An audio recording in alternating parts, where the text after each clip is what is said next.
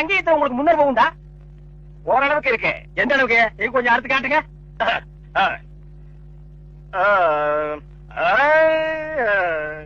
பாரு பா.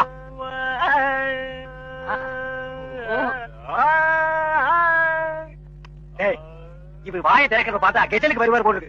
நீ தாள தட்டி கெடுத்துறாத. பாடு பாய. பாலிருக்கி பழமிருக்கி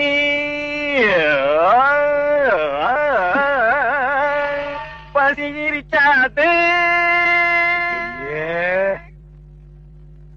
பாலிருக்கி பழமிருக்கி. என்னடா இது? என்னத்தடா நான் அஜித் பண்றது? அவன் பாட்டுக்கு பால் இருக்கு பழம் இருக்குன்னு கூழ் வித்துட்டு இருக்கான். பசி இருக்காது.